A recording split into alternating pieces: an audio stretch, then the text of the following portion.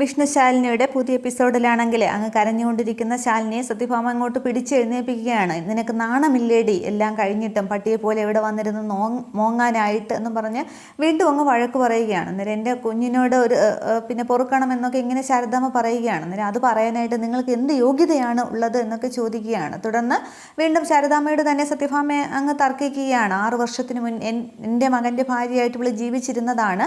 അതിനുശേഷം ആരോടും പറയാതെ ഇവൾ ഒരു സുപ്രഭാതത്തിൽ എങ്ങോട്ട് പോയി. അതിനുശേഷം തിരിച്ചു വന്നപ്പോൾ ഒക്കത്തൊരു കുട്ടിയും. ഞാൻ എന്താണ് കരുതേണ്ടത്? നാട്ടുകാരോടൊക്കെ ഞാൻ എന്താണ് പറയേണ്ടത്? 6 വർഷമായിട്ട് ഇവൾക്ക് ഈ വീടുമായിട്ടോ നാടുമായിട്ടോ യാതൊരു ബന്ധവുമില്ല, ചാരിത്ര്യവതിയായ ഒരു സ്ത്രീ എന്നൊക്കെ അങ്ങ് പറയുമ്പോൾ ശാലിനി അങ്ങ് സത്യാമ്മയെന്ന് വിളിക്കുകയാണ്. അന്നേരം അല്ലെങ്കിൽ നീ പറയടി എന്ന് പറയുകയാണ്. സത്യം നീ പ്രസവിച്ച മകളാണെന്നല്ലേ പറയുന്നത്, അപ്പോൾ പിന്നെ അത് ആരാണ് എന്ന് പറയുകയാണ്. അന്നേരം മോളെ പറയടി എന്നൊക്കെ ഇങ്ങനെ ശാരദാമ്മ പറയുന്നുണ്ട്. പക്ഷേ ഞാൻ വിഷ്ണുവേട്ടനെ ചതിച്ചിട്ടില്ല എന്നൊക്കെ ശാലിനി അങ്ങ് പറയുകയാണ്. അന്നേരം ഞാൻ വിശ്വസിക്കില്ല എന്ന് പറയുമ്പോൾ വിശ്വാസമല്ലേ എല്ലാം എന്നിങ്ങനെ രാഘവൻ നായർ ചോദിക്കുകയാണ്. അന്നേരം അത് എന്നെ കൊണ്ട് പറ്റില്ല, ഈ നാട്ടുകാർ പറഞ്ഞ് ചിരിക്കില്ലേ എന്നൊക്കെ പറഞ്ഞ് സത്യഭാമ അതിനെയും അങ്ങ് എതിർക്കുകയാണ്. തുടർന്ന് പറയുമ്പോൾ ഞാൻ പറയാം എന്നിങ്ങനെ അവസാനം ശാലിനി പറയുകയാണ്. തുടർന്ന് ശ്യാമയെ നോക്കുന്നുണ്ട്. അന്നേരം ശ്യാമ ഇങ്ങനെ തൊഴുതിട്ട് പറയരുത് എന്നിങ്ങനെ അപേക്ഷിക്കുകയാണ്. തുടർന്ന് പക്ഷേ ശാലിനി അങ്ങ് ചാരിത്ര്യവതിയായ സ്ത്രീ എന്നൊക്കെ പറഞ്ഞ് അഭിമാനത്തെയൊക്കെ ചോദ്യം ചെയ്യുമ്പോൾ അവസാനം ശാലിനി പറയാനായിട്ട് അവിടെ തുനിയുകയാണ്. തുടർന്ന് വിഷ്ണു ഇങ്ങനെ കേൾക്കാനായിട്ട് ഇരിക്കുകയാണ്. കാർത്തി എല്ലാവരും ഇങ്ങനെ കാതോർക്കുകയാണ്. കമലിനും പൊന്നിയും പിള്ളയും രാഘവൻ നായരും എല്ലാവരും. തുടർന്ന് പക്ഷേ ശ്യാമ ഒരു ഷോക്കിൽ നിൽക്കുകയാണ്. ശാലിനി പറയുമോ ഇല്ലയോ എന്ന് നോക്കിയിട്ട്. പക്ഷേ ശാലിനിയോട് തുറന്ന് സമ്മതിക്കുകയാണ്.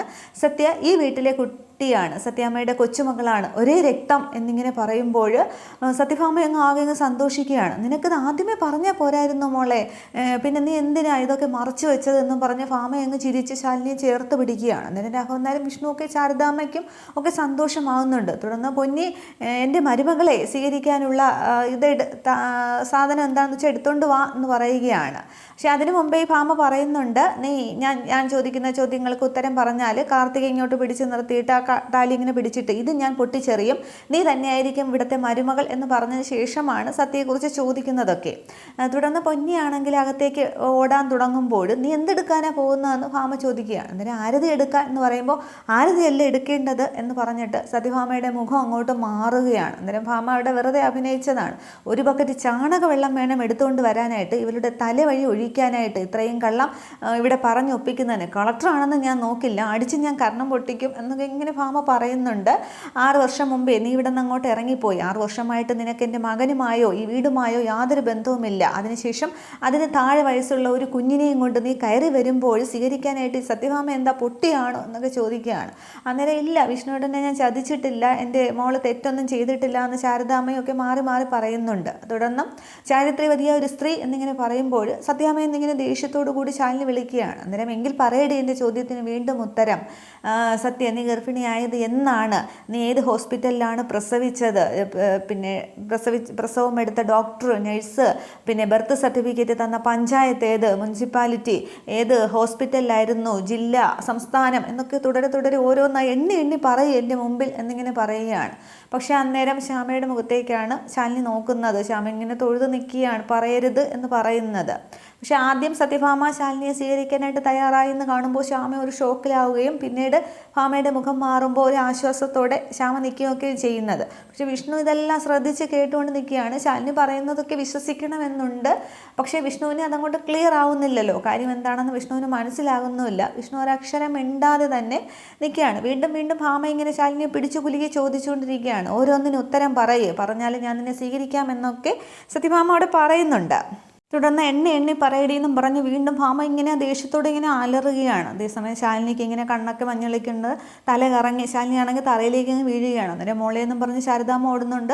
കുഞ്ഞേച്ചി എന്നും പറഞ്ഞ് ശ്യാമ ചെന്ന് പിടിക്കുകയാണ്. കമലിനും ഒക്കെ നോക്കിക്കൊണ്ട് നിൽക്കുകയാണ്. തുടർന്ന് വിഷ്ണു ആണെങ്കിൽ ശാലിനി എന്നും പറഞ്ഞ് ഇങ്ങനെ അങ്ങോട്ട് ചെല്ലുമ്പോൾ വിഷ്ണു വേണ്ട, അങ്ങോട്ട് മാറി നിൽക്ക്, അതിനൊക്കെ വേറെ ആൾക്കാരുണ്ട് എന്ന് പറയുമ്പോൾ വിഷ്ണു ദേഷ്യം മൊത്തം കൈ അങ്ങ് ചുരുട്ടി പിടിക്കുകയാണ്. തുടർന്ന് പൊന്നിയോട് വെള്ളം എടുത്തുകൊണ്ട് വരാനായിട്ട് രാഘവൻ നായർ പറയുന്നുണ്ട്. വെള്ളമൊക്കെ കൊണ്ടുവന്ന് തളിക്കുകയാണ്. അന്നേരം ശാലിനിക്ക് ഇങ്ങനെ ഇങ്ങനെ ബോധം തെളിയുകയാണ്. അന്നേരം വിഷ്ണു ഇങ്ങനെ ദയനീയമായിട്ട് കാർത്തിയെ നോക്കുന്നുണ്ട്. ഇതൊക്കെ കണ്ടില്ലേ, എനിക്ക് സഹിക്കാൻ കഴിയുന്നില്ല എന്നൊക്കെയാണ് ഇങ്ങനെ വിഷ്ണു ഇങ്ങനെ മനസ്സിൽ കരുതുന്നതൊക്കെ. പക്ഷെ സത്യഭാമയാണെങ്കിൽ ഇങ്ങനെ വേക്കിൽ കൈയും കെട്ടി ഇങ്ങനെ നോക്കിക്കൊണ്ട് നിൽക്കുകയാണ്. അന്നേരം ശാലിനിക്ക് ബോധം തെളിഞ്ഞു എന്ന് കാണുമ്പോൾ, മതി നിൻ്റെ സീതാദേവി ചമഞ്ഞല്, അങ്ങോട്ട് എണീക്കുക, നീ ഇനി നിൻ്റെ ബോധം കെടൽ അഭിനയമൊക്കെ നന്നായിട്ടുണ്ട് എന്ന് പറഞ്ഞിട്ട്, നീ ഇനി ഇങ്ങനെയൊക്കെ അഭിനയിച്ചാലും ത്രേതായുഗം പോലെ ഭൂമി വിളർന്ന് അതിലോട്ട് അന്തർധാരയിലോട്ട് നീ അങ്ങോട്ട് പോകാനൊന്നും പോകുന്നില്ല, അങ്ങോട്ട് എഴുന്നേക്കടി എന്ന് പറഞ്ഞിട്ട് ശാലിനി പിടിച്ച് വലിച്ച് എഴുന്നേൽപ്പിക്കുകയാണ്. ഒരു ദയയും ദാക്ഷിണ്യം ഇല്ലാതെ അങ്ങ് സത്യഭാമയും ഒരു അഹങ്കരിച്ചങ്ങ് നിൽക്കുകയാണ്. വിഷ്ണുവിന് ഇതൊക്കെ കണ്ടിട്ട് ഒട്ടും സഹിക്കാനായിട്ട് കഴിയുന്നില്ല. പക്ഷേ കാർത്തിക പറഞ്ഞതുപോലെ സത്യം കണ്ടുപിടിക്കാനായിട്ട് വിഷ്ണു എല്ലാ സങ്കടങ്ങളും ഉള്ളിൽ ഒതുക്കി കടിച്ചമർത്തി അവിടെ നിൽക്കുകയാണ്. തുടർന്ന് സത്യഭാമ പറയുന്നുണ്ട്, നീ ഇനി എത്ര ഭർത്താവിനെ അന്വേഷിച്ച് ഇവിടേക്ക് വന്നാലും ഈ ചോദ്യങ്ങളെല്ലാം നിൻ്റെ മുമ്പിൽ നിൽക്കും. ഒരു ബാലികേറ മല തന്നെയാണ് നിനക്ക് ഈ സത്യഭാമയുടെ വീട് എന്നിങ്ങനെ പറയുകയാണ്. ശാലിനി പക്ഷേ തലയൊക്കെ കറങ്ങുന്നുണ്ട്. ഇങ്ങനെ ആടിയാണ് ശാലിനി നിൽക്കുന്നത്. ആകെ വിഷമത്തിലാണ് ശാരദാമ്മയും ശ്യാമയും ഒക്കെ നിൽക്കുന്നത്. തുടർന്ന് ശാലിനിയാണെങ്കിൽ വിഷ്ണുവിൻ്റെ അടുത്തേക്ക് ചെന്നിട്ട്, വിഷ്ണു ഏട്ടാ ഒന്നും പറയാനില്ലേ എന്നിങ്ങനെ ചോദിക്കുകയാണ്. അന്നേരം വിഷ്ണുവിൻ്റെ കണ്ണുകളിലേക്ക് തന്നെ ശാലിനി നോക്കുന്നുണ്ട്. ശാലിനി ഇങ്ങനെ നോക്കി നിൽക്കുകയാണ്. അന്നേരം വിഷ്ണു ഇങ്ങനെ കൈ ഉയർത്തുകയാണ് ശാലിനിയെ പിടിക്കാനായിട്ട്. പക്ഷേ പെട്ടെന്ന് സത്യഭാമ ശാലിനി അങ്ങ് പിടിച്ച് മാറ്റിയിട്ട്, അവന് പറയാൻ മറുപടിയുണ്ട്, ദേ ഈ നിൽക്കുന്നതാണ് അവനുള്ള മറുപടി എന്ന് പറഞ്ഞിട്ട് കാർത്തി ഇങ്ങോട്ട് മുന്നിലോട്ടാക്കിയിട്ട് വിഷ്ണുവിൻ്റെ അടുത്തേക്ക് ചേർത്ത് നിർത്തുകയാണ്. അവളുടെ കഴുത്തിൽ കിടക്കുന്ന താലി, അതാണ് അവന് പറയാനുള്ളത് എന്നിങ്ങനെ അഹങ്കാരത്തോടു കൂടി ഭാമ ഇങ്ങനെ കൈയൊക്കെ ഇങ്ങനെ പുറകെ കെട്ടി അങ്ങോട്ടും ഇങ്ങോട്ടും ഒക്കെ നടന്ന് അതൊരു അഹങ്കാര ഭാവം തന്നെയാണ്. അന്നേരം ശാലിനി ഇങ്ങനെ വിഷ്ണുവിനെ ദയനീയമായിട്ട് നോക്കുകയാണ്. വിഷ്ണുവിന് സങ്കടമൊക്കെ വരുന്നുണ്ട്. തുടർന്ന് സത്യഭാമയുടെ ശാരദാമ്മയ്ക്ക് അങ്ങോട്ട് ദേഷ്യം വരികയാണ്. അന്നേരം താലി നിലനിർത്തേണ്ടത് ഭർത്താവാണ്, പിന്നെ യാചിക്കേണ്ടത് നീ ഇവിടെ നിന്ന് യാചിച്ചിട്ട് എന്തുവാണ് കാര്യം, നിൻ്റെ കഴുത്തിൽ താലി കെട്ടിയവൻ്റെ ഒരക്ഷരം മിണ്ടാതെ ഇവിടെ നിൽപ്പുണ്ടല്ലോ, ഇനി ഒന്നും പറയേണ്ട ആവശ്യമില്ല എന്ന് പറയുകയാണ്.